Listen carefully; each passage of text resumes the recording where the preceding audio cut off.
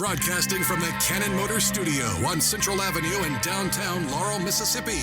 This is Good Morning Pine Belt with host Ben Winpigler on SuperTalk Laurel 99.3. All right, good morning, Pine Belt. We are back. Thank you for tuning in this morning wherever you may be listening, whether it be over the airwaves or just online at supertalklaurel.com or our app. Thank you for tuning in wherever you may be. Great show planned today for you, so be ready. It'll be lots of great information. Before I bring in our first guest of the day, I do want to mention that this segment of Good Morning Pine Belt is brought to you by Bank First, new family partner with Magnolia State Bank. That merger is just about finished happening, but don't worry, it's still going to be all the same hometown people that you know and trust, just a new name, new face, and lots of new technology. It's pretty cool. Just got my conversion guide in the mail just a couple days ago, and everything seems to be pretty easy. All right, as everybody knows, around this time of year here in downtown Laurel, there is so many things going on, and it's really, if you're not paying attention, you're going to miss something. That's why you have Good Morning Pine Belt to keep you informed. And joining us this morning on Good Morning Pine Belt from Laurel Main Street and Southern Antique Mall, just down the block here on Central Avenue, is Miss Alise Matthews and Miss Andrea Milham. And ladies, thank you for joining us this morning. Thank you for having us. Absolutely. Well, Alise, I'm going to start with you. First of all, I'm glad that we don't have any monkeys roaming the street yet. We are safe in downtown. We're safe in downtown for now until they populate the Pine Belt, which wouldn't be, it'd be kind of funny. But anyway. It's all we need. Yeah, that's just one more thing. Tourist distraction. Chaos. Yeah, take a picture with the monkey at Christmas. That's it. Well, Alise, like I said, this time of year, there's so much going on, especially in downtown. And kind of the not official, but kind of the start of the kickoff of the Christmas shopping season and everything is happening this Saturday. And Sunday. Excuse me. That's right. That's why we brought you in, because I'd have had it wrong. This Sunday. And you were telling me that it's going to be a big event. Yeah, it is. We have talked to all of our merchants. We have over 20 that are going to be open this Sunday, and it's going to start around 12 o'clock.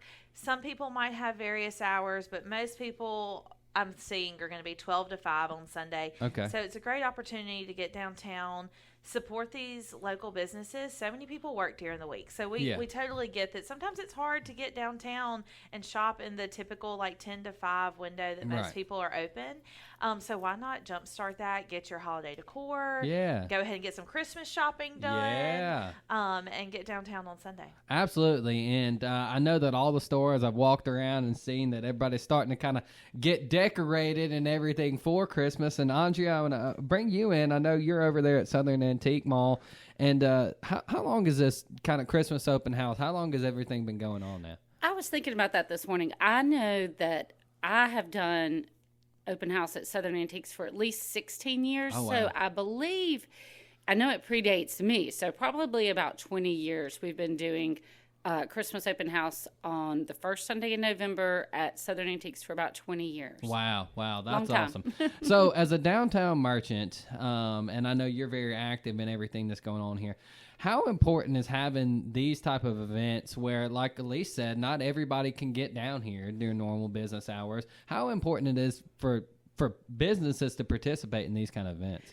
I think this is a huge opportunity for businesses. For one, it's a great time to get together with the other businesses downtown and do something in conjunction with one another. But another thing that I love about Christmas Open House is it really kind of caters to our local clientele, which is very important to us. We've been around, I always say our store kind of predates the hoopla of, everything that has happened in Laurel. And so a lot of times I feel like our customers feel a little pushed out when they come downtown and it's kind of crazy and busy and they're looking for a place to park. And so it's nice to have a day that is a little bit more about them, when they can come and shop all the stores and everyone's open and it's fun and festive. Yeah. And so that means a lot to us. Yeah, absolutely. I want you touched on that for a minute. Y'all kind of predate the hoopla of downtown. You've obviously been downtown in your store a long time, and I know you're a Laurelite and everything. Mm-hmm. So you've seen kind of the transformation. What has that been like, not just as a somebody who's from Laurel, but somebody who has owned a business in Laurel for as long as you have? Well, of course, it's been amazing. And I feel like we've had a front row seat to everything that's happened.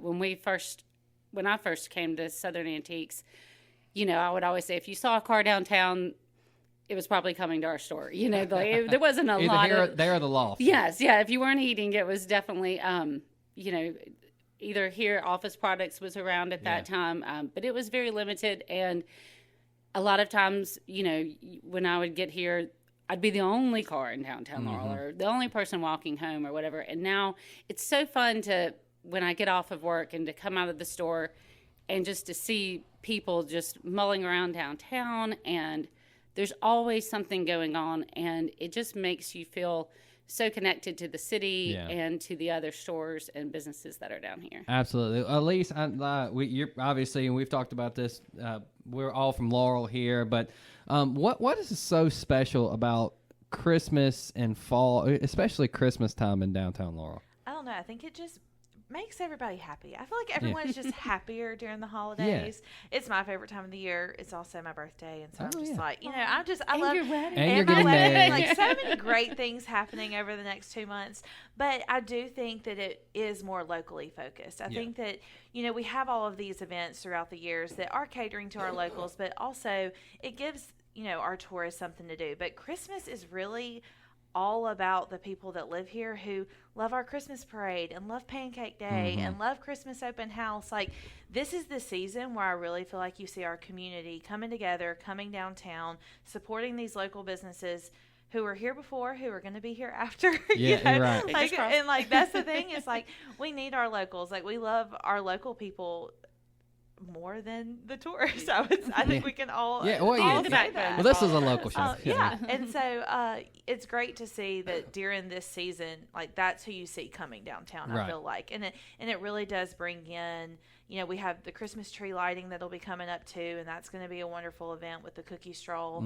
And so I don't know. We're just excited. I mean, I don't know why anyone wouldn't be in the best mood. And the weather's supposed to be beautiful. Oh, I know. It's going to be There's nice. a chill in the air. Yeah, it feels like the fall and Christmas. It does. I always say that, like, Christmas open house, every event is dependent on weather. But when it is cool outside, everyone is just more in the spirit to shop and go ahead and get those Christmas trees up. Exactly. All right, so back to the actual event itself. Obviously, I know there's going to be lots and lots of businesses open, and that's kind of the theme. But is there anything, when people start coming downtown to do that, is there anything maybe extra that they can expect or see as they stroll through? I would just expect everyone to be, from what I'm seeing, we have over 20 businesses open. Wilson's will be doing lunch. The Night Butcher will be doing lunch also. So pack up from church, come downtown, grab lunch, start shopping. Yeah. I think from 12 to 5, you're going to be able to hit all of your favorite businesses and be able to support them and just really get in the Christmas spirit. Well, I would just add that a lot of stores have store-specific things that they're doing. So if each store may have, someone may be serving food, or someone may have an artist that's there to sign copies of a book or, whatever. So I think it's going to be very exciting to see what everyone has planned for that day. Yeah. Specifically, like, we're doing doorbusters at our store. So it'll be something that, is maybe regularly $50, might be $20, and it's just for that day only. So it is kind of a don't miss it event. You don't want to miss out. And I love that we have restaurants that are going to be open that day. Like, I will tell you, for years, it was so hard because we didn't have anybody that was open on Christmas open house. And so people were having to come in to shop, and then they were having to go somewhere else to eat. So and they probably wouldn't come back. So hats off to the restaurants that are going to be open that day. I love that. That makes me super happy. And I would suggest, if people want to know more specifically, and as well as following, like, Laurel Main Street, but maybe to follow some of the businesses that you want to visit, and you can go to their Facebook or Instagram pages, social media, and see what they have specifically planned for that day. Absolutely. What can we expect from Shugs? Oh, Oh, well. I'll give you a little plug. Yeah, we are actually going to start teaching Mahjong. So my mom is going to be so excited to know that I threw that out there. So my sister has become like a Mahjong mentor. And so actually Shugs is going to become like a Mahjong parlor on Sunday afternoons. Well, you can now find my wife there every Sunday For afternoon. the people who like might not have a set and want to just like come with friends, but also don't want to have to get your house clean or anything like that, you can just come play at Shugs on Sundays. Mahjong is just over. It is so much fun. I know. I was actually with your wife last night playing. Yeah, I was about to say, you were probably there. Yes, I was. All right. Well, we ran out of time, but remind people of the time and obviously the locations all of downtown, but what they can expect this Sunday. Yep. All downtown on Sunday, November 2nd. Get down here around 12 o'clock. That's when, Wilson's will start opening around 10 for lunch, but 12 to 5 is when most of the businesses downtown will be open for our holiday open house. There you go. Holiday open house this Sunday from 12 to 5 roughly. Come downtown. It's going to be great. You're going to get to shop like Alise said, go to church, come downtown, eat your lunch, go shopping. You can just spend your whole day here. And maybe go learn how to play Mahjong while you're at it. Yeah. All right. Well, Andrea, Alise, we really appreciate y'all coming in, and the effort that y'all put into downtown is just amazing, and excited for this Sunday. Can't wait. Thank you. Absolutely. All right. When we come back, we're going to be talking about some more events happening around the Pine Belt this week. So stick around. Good Morning Pine Belt from the Cannon Motor Studio. We'll be right back.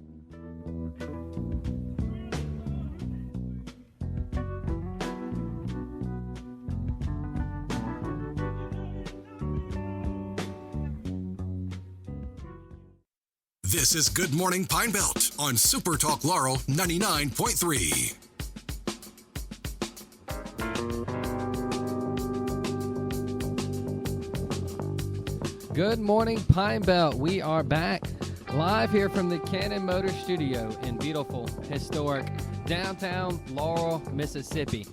Our thanks to Alise Matthews and Andrea Milham there from the Laurel Main Street, and talking about the Christmas open house coming up this Sunday. Come downtown this Sunday. It'll be a beautiful day to be down here and get all your Christmas, as much as you can, Christmas shopping done early. Hey, before we bring in our our next guest, I do want to mention that this segment of Good Morning Pine Belt is brought to you by Dixie Electric Power Association, a member-owned electric co-op that offers broadband internet. Go check out DE Fastlink today, especially if you are a Dixie Electric member. Even if you're not, in some areas, they might have DE Fastlink anyway, so go to their website or call them to see if you are eligible. Again, also, too, before we bring in our next guest, I want to mention, and I know I've mentioned this for the last couple of weeks, but don't forget we are partnering with Home Hardware Center here in Laurel to give away a Blackstone griddle. That's right, a brand new 2-burner Blackstone griddle. Go check out the website. It's homehardwarecenter.com/radio. You'll hear lots of commercials that will play for the next few weeks. So go check them out. A chance to win a brand new 2-burner Blackstone griddle from Home Hardware Center, and partner with us with SuperTalk. So we're very excited to partner with them. Go check out that website. It's a very easy entry. Also, too, I want to mention, I didn't get a chance to mention this yesterday. We didn't get a chance to have them on, but this Saturday in Taylorsville, the new Taylorsville Main Street is going to be putting on their Farmers Market Street Fair. That is from 2 to 6 in downtown Taylorsville. If you go down there, you won't be able to miss it. And guess what? Taylorsville now has a traffic light. That's right. The big city of Taylorsville now has a traffic light, so go check that out this weekend. All right, joining us now, he's got said I kind of threw him in here at the last minute because we had some things mixed around, but we've had him in before. Mr. Jason Cooper, he has a documentary coming out, and that's what we're here to talk about. And Jason, thanks for joining us this morning, man. Thank you, man. Absolutely. Well, I appreciate you jumping in. I know you were originally scheduled for the last segment, and when you came in, I was like, "Hey, man, you're actually on now." So I appreciate the flexibility there, but. Well, Jason, I really appreciate you coming back in. I know we've had you on before, to kind of talk about this. But for people who are not familiar with your store, maybe somebody's never heard it before, in a nutshell, kind of tell us your story and where we're at. Okay. Well, I'm from Laurel, Mississippi. I'm 23 years old. Basically, I am a C3, C4 spinal cord injury, incomplete. So basically meaning that I will gain more ability to walk and kind of function and stuff. But at first, it wasn't any hope for me. I was in a very, very bad and traumatic wreck that left me paralyzed. I was 17 when I had my wreck. Just through the whole entire journey of that, being 17 and then COVID coming and my senior year, and I was playing sports and stuff. I'm about to get ready to go off to college and playing my life, basically about to begin and just start my whole entire career. Everything kind of just felt like it shattered to me at one point. But that's like the brink of my whole entire journey. That's when I discovered more about God. I mean, I knew of him, but I didn't know about him. So my whole entire injury, I just devoted my whole entire life to just kind of not worry or like stress or strain about anything. It's kind of just fall deeper into having more faith and trust in it. And I mean, with the outcome that it has became, I mean, I did some tremendous things across from just in the first 6 months, because I started the idea of wanting to do a documentary. I was like, hey, I kind of want to do something that kind of inspires the world and kind of just a gift from me to them. To try to help other people and give other people hope. And with having the athletic background that I had and just basically having the fitness journey and everything since I was, like 3 years old, just basically just having that and that work ethic and then the faith that I had dialed into just giving to God and stuff and every day. I mean, man, just my body just rapidly just keep just improving to the point to where like my neurologist, he couldn't even keep track of it. I had to go see a specialist in Flowood, and he didn't even know I was a patient. Wow. Because once I put my crutches down and then like the figure of my body and my legs and stuff and how the physique is, you wouldn't imagine like, nah, this dude's not hurt. I get that a lot of the time, but man, like I tell people, you just gotta have faith. That's the whole key of it. When you become, in a situation how I was, like I said, every young boy wants to go to the NFL, NBA, and stuff like that. But sadly, it doesn't happen like that. You know how I thought of it. You gotta outwork other people while other people are not working. Absolutely. So let's talk a little bit about the documentary itself. I know you kind of mentioned how it kind of came about. But I'm looking here. I kind of looked it up. It is out in its entirety, correct, right now? No, not entirety. Yeah. The trailer. Okay, the trailer's out. Yeah, I got this trailer, man. I'm telling you, when I released that trailer, October the 3rd of this year, made my 6-year anniversary. Wow. Man, the trailer just by itself overnight got over 101K views. That's incredible. So I talked to my director yesterday, and he was telling me basically we were marketing the trailer around and stuff like that. We got a hit back yesterday. Two was interested. Oh wow! So that's a 200 million follower database. So far as people, and we're working with them now and a list of other networks to try to do other stuff. And then I have actually they told me yesterday that I can actually do a private showing of the full documentary. So I'm working now with the mall down here in Laurel, the theater. To try to get it to where everybody can come see it for free. That's awesome. So yeah, I'm working, man, and then I got a lot of stuff planned to do some stuff for the Children's Hospital. Have a little toy drive. Just basically kind of do like a meet and greet where people can meet me and stuff. Just basically like just helping other people. But my whole like idea of it is to kind of shine light on people that have disabilities all across the world. And man, I did a lot of stuff. I did a lot of stuff. I bet, man. Well, so I know since you've released the trailer for the documentary and everything, have you had a lot of people reach out to you kind of in similar situations? Man, I've had a lot of people I don't even know But I mean, everywhere that I go, cause I just moved from Mississippi to Florida. Okay. To network out there and try to connect with some people. I'm trying to get in touch with some people out there and get in network with the world record book. Yeah. They set a squat record for 350 pounds for a quadriplegic. Yeah, that's awesome. Something that's never been done before. Yeah. So I'm aiming for the top, but just that keeping my body conditioned and everything. To just like I said, man, if I can be positive in a world that's so kind of negative right now, bro. I mean, that's basically what I want to do. Absolutely, man. Well, you talked about obviously some earlier, but how important has your faith in God been in this journey? Oh man, it's everything. Yeah. I wake up every morning. I pray every morning. Pray every night before I go to sleep. It's just a lot of people don't really understand is that when you have injuries like that, it's mental. Yeah. I mean, from our side of things, it's physical. Yeah. That you can't really move anything. But I mean, I've always had the work ethic. Mm-hmm. But mentality wise, I had to go somewhere to where I'd never been before. Yeah. And then just kind of like how a lot of people, they try to handle everything themselves. Right. But, you know, in the Bible, it tells us, you know, you gotta have to submit, you know, when everything is going bad and you try to fix this and fix that, man, I know it's hard, but at the end of the day, like I said, God asks us to give everything unto him and just trust him.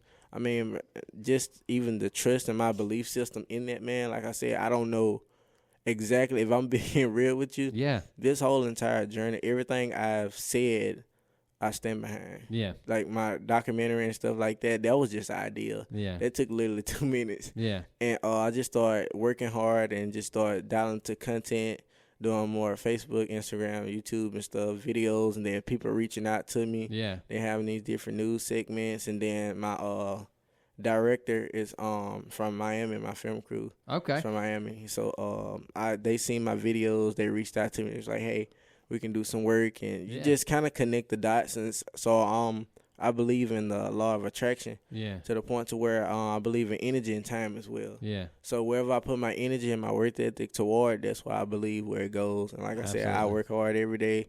I don't think that I'm no different than anybody. Yeah. I mean, it's just the same person but different mindset and a harder work ethic. Yeah. So that would put me over the top to do things, and what normal people don't want to do, that's what I do, and that's what keeps me ahead of everybody. Absolutely, man. Well, we have ran out of time, but real quick, remind people where they can kind of keep up with your journey and also watch the at least the trailer before the documentary goes full. Okay, yeah, you can watch the trailer at my Facebook. It's Jason Cooper, and I have a Instagram that's is COOP._13, and like I said, you can view it on other platforms too, like Twitter, Twitch, and other places like that. But I plan on giving the full release date. I give you a time frame. It's around, I want to do it around Christmas or New Year's. Awesome, so man. To kind of give everybody a present to the world. Yeah, well, whenever you get that rolling, we'll definitely have you back on, man. Well, thank you for coming in. Hey, when we come back, we're going to be talking with Caleb Hamill, play-by-play, talking about some Jones County High School football. Stick around. Good Morning Pine Belt. We'll be right back.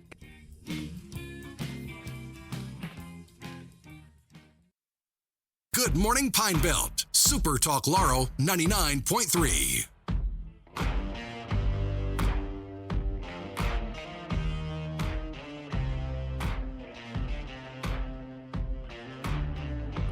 All right, here we go. Good morning, Pine Belt. We are back live here from the Cannon Motor Studio in beautiful, historic downtown Laurel, Mississippi, and it is a beautiful morning indeed.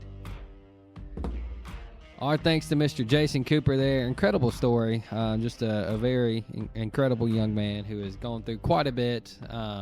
Check out that documentary, at least the trailer.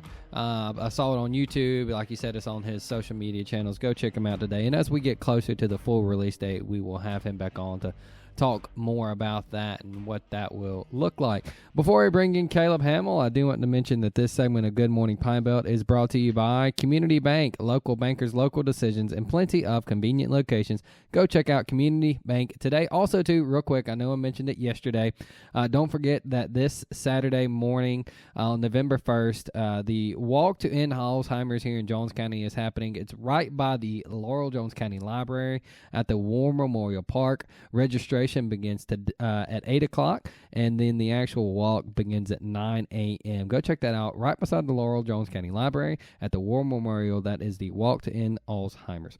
All right, joining us now, as he does every Wednesday, to talk all things Jones County High School football, is our play-by-play announcer of the Jones County Game of the Week. And Caleb, of course, I have to ask you first, have you ran across any monkeys yet? Not yet, but when I found out that happened yesterday, I said, man, that's about the only thing I think that could stop the Heidelberg Oilers from doing what they do up there in Jasper County. That is true. You know, it's funny, my dad teaches there at Heidelberg, and I saw it and sent him a text. I said, you better be head on a swivel when you walk out to the car because you may just get jumped by a monkey. That's it. But only an outbreak from the diseases from those monkeys. I think can stop them at this point. I think you're right, man. They are on a roll for sure. Well, Caleb, let's start with our game that we covered on Friday. It was kind of a tough game there for Northeast, a very close game, and a away loss versus Purvis, and just kind of walk us through what that game looked like and maybe what the season looks like going forward for Northeast. Well, one, it's an uphill climb for the rest of the way. You get into that territory where you start to have to look at, depending on some other things outside of your control to happen with 2 games left in the regular season. But this game against Purvis was a tough one because if you remove about 30 seconds of gameplay consecutive from this one, and it's a different result. Yeah. Because Northeast went down at the half 14-7, giving up a late touchdown to Purvis. Come back second half to drive down, score, tie the game up. And it's just a big back-and-forth affair, some big defensive stands on both sides. And Purvis operating with kind of their third-string quarterback, their top receiver. They just said, hey, put our best playmaker back there in the backfield and let's see what can happen. And he hardly threw the ball complete, for maybe 2-3 passes that night. But he could run the ball and he could hand the ball off. Yeah. That's what Purvis needed him to do. Right. But, what happens is this 30 seconds of gameplay sequence where Northeast has Purvis pinned back deep at the 3-yard line, and it is 3rd and long, and all of a sudden they give up a 97-yard touchdown. So you think you're about to get off the field and get your offense back out there and forcing a punt, and then you give up that. Yeah, that's a big blow. If the next play from scrimmage after the kickoff is not throwing a 30-yard pick six, and you go from tied 14-all, thinking you're about to get the ball, to you trail 28-14, the blink of an eye. Yeah. And so that was just so tough, and Northeast was able to get a touchdown back, but just couldn't get a touchdown on the final drive to tie the game up. And so, kudos to Purvis. I mean, they did the right things to get the job done. A Northeast defense, minus that one big play in the second half, were nails. Yeah. And so they've got their backs against the wall the rest of the way against 2 of the better teams in this conference, with Stone coming up this weekend and then Wayne County to round out the season. So no slouches, especially with Stone being the top team in the region right now, have not lost a game against the region opponent. So gonna be tough. Yeah, so let me ask you, they're 1-2 right now. Them and Van Cleve are kind of fighting for that 4 slot in the region. I mean, if they drop to Stone, I mean, is there a scenario where they get back in? If they drop one to Stone, they're going to have some other things that happen. Certain teams that lose games they probably shouldn't lose. That said, if they lose to Stone, you could still possibly get in a tiebreak scenario, I think, with Wayne County. I'm trying to get my head back wrapped around it. Right. I have to keep in mind who's left to play whom. Right. Down the stretch. But it is difficult. And I think there is, like I said, a scenario where you lose to Stone but beat Wayne County and maybe get into some tiebreak pretty. You really wanted to win these last 2 ball games, but you went 1-1. Yeah. All right, let's jump over to Region 3 in 5A. First, Caleb, I want to talk about the Golden Tornadoes. You know, we talked about at the very beginning of the year how tough their schedule was, and man, was it tough. But they have reeled off the last 2 games and a win, and both division games where it counts. And Caleb, they are sitting at 2-1 in the division and second in that region right now. And honestly, just looking at the schedule, they've got a Sumrall team that's kind of hit or miss, and then a South Jones game. Now that'll be the big one. So what's been the turnaround point for the Golden Tornadoes? Finally, being healthy and playing teams that are more your level. Yeah, you know, they've been playing up so much in their regular season. Before conference play began, and then started off the district with Brookhaven, who is arguably the favorite to come out of 5A South this year. So you just have a schedule that is a perfect storm of good competition to prepare you, and then all of a sudden when you start playing these games against Natchez and North Pike, I mean, to them, after playing the Oak Groves, Hattiesburgs, and West Harrisons of the world, all of a sudden playing a North Pike team looks like playing JV. Yeah, right. And that's not a knock on North Pike. It's just a matter of what the schedule has done for Laurel up to this point. Yeah. And so now they're looking at a couple games left against, I believe it's Sumrall and then South Jones. And like you said, Sumrall, they're hit or miss. Haven't really been up to par lately. I think they've kind of fallen off here later in the season. So a chance for Laurel to really get a big win right before facing South Jones.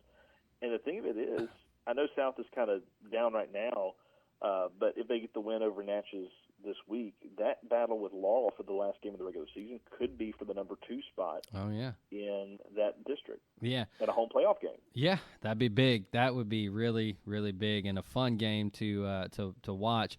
And to cover. Before we move on and kind of talk about South a little bit, what's it look like? I'm sitting here looking at Sumrall. They are 6-3. That's who Laurel has next. But it is it's an away game, so it'll be a home game for Sumrall. Sumrall's, I mean, they started off really well, and then they've kind of lost the last couple games. What's Sumrall look like for Laurel as they come up? Against the depleted South Jones team, still failed to score, and that was a 6-0 decision. And then their most recent game out, trying to get my head back around it, a win over Natchez, and they beat Natchez in better fashion than Laurel did, and on the road at that. So, if you're thinking transitive property, it maybe Sumrall has a slight edge, especially being a home team. But at the same time, I really do think Laurel is hitting their stride. They've got the right personnel groups that are gelling at this point. They played a lot of games together and against some tough competition. So I really think it's going to depend on how good Sumrall's defense looks in this game as to how Laurel can be effective, because I think Laurel is going to hold their own defensively.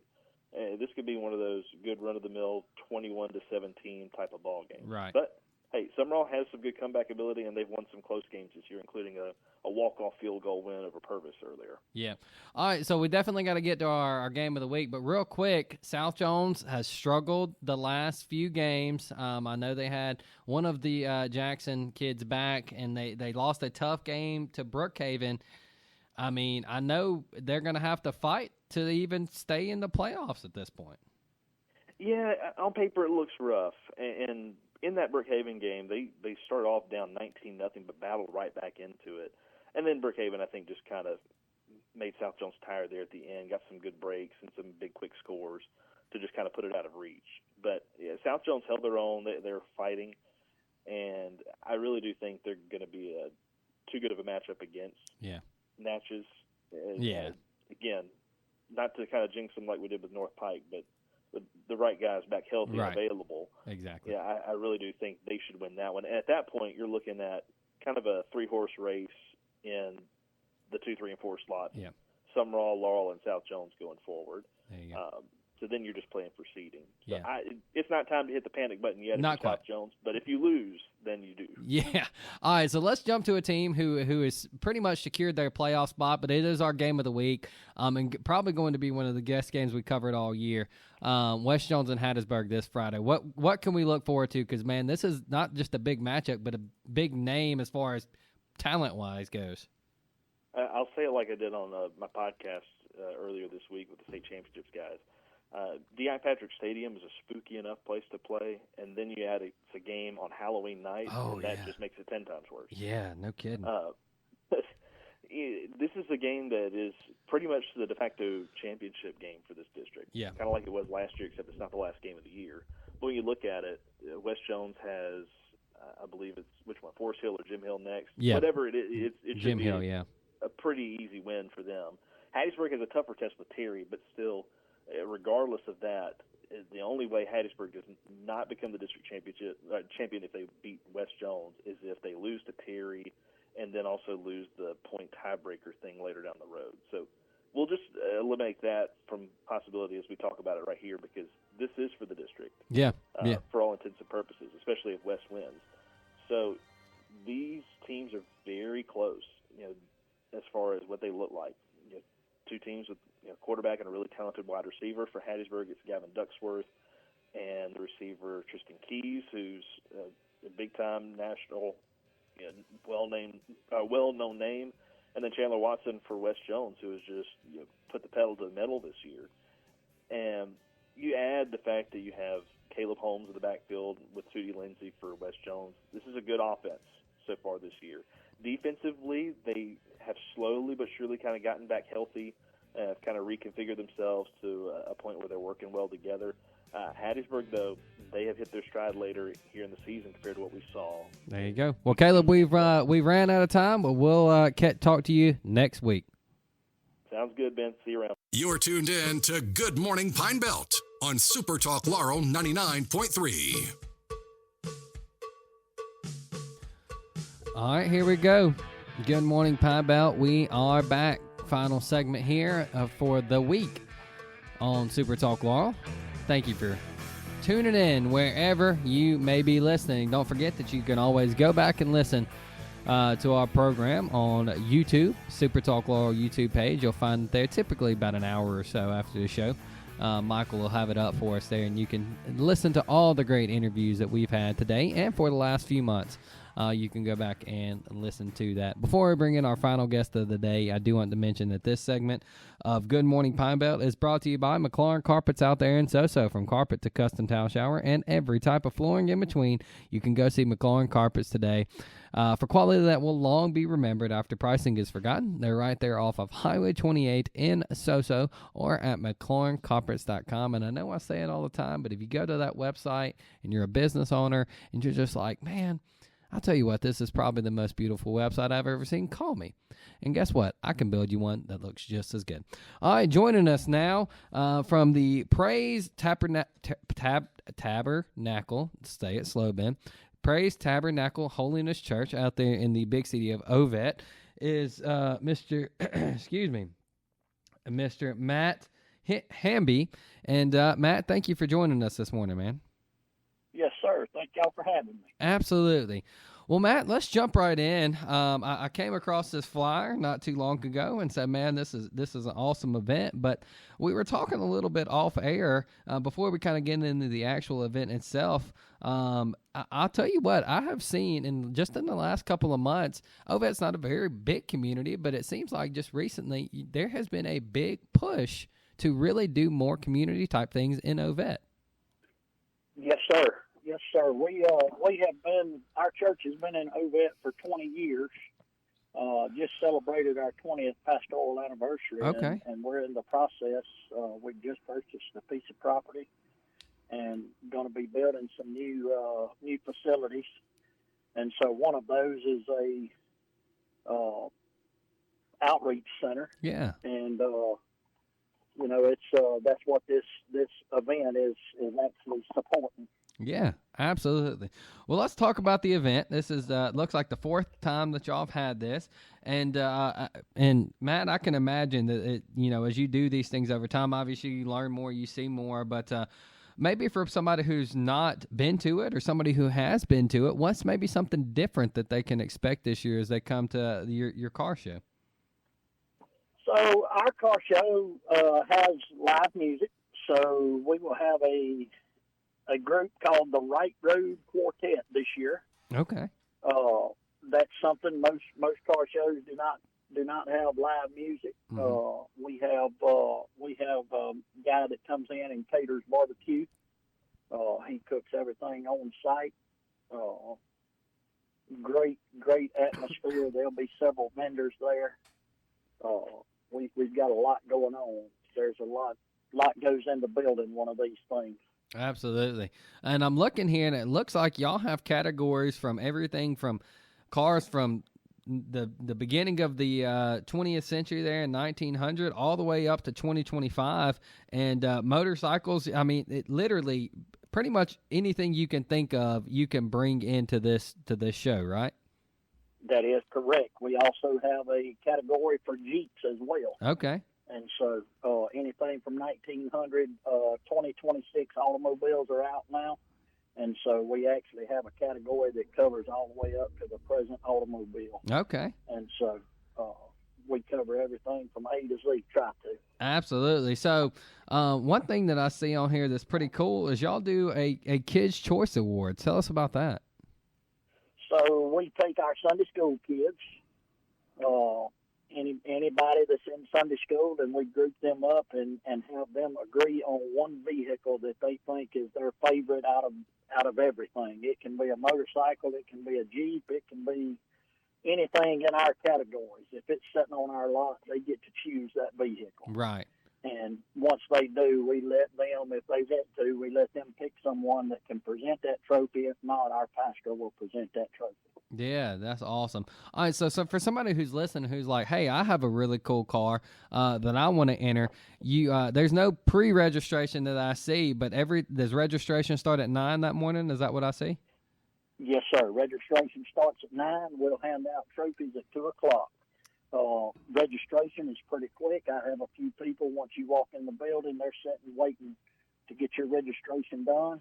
We'll get your registration done. There's raffles. There's other things, silent auctions and things like that they can do in the registration building. Absolutely. And there is a small fee. I see $25, but as you said, all of this is going to raise money for y'all's new community center. And Mr. Matt, we really appreciate you coming on, but this sounds like an incredible family fun event. And real quick, as we end, remind people of the date and the time and the location of the y'all's event coming up next week. November the 8th, 2025, 9 a.m. to 2 p.m. at Praise Tabernacle Holiness Church.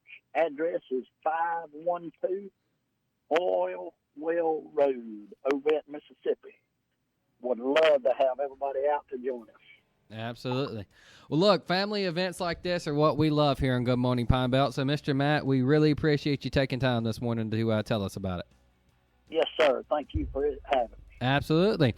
All right, well, that does it for Good Morning Pine Belt. Thank you for tuning in this week. Hey, guess what? 10 o'clock, that means K-Rocks is open. Go see Rocky. And while you're driving out there and driving home, keep it on Super Talk because Middays with Gerard is up next. But we will talk to you next week from the Cannon Motor Studio. Until then, keep your dial on Super Talk Laurel 99.3.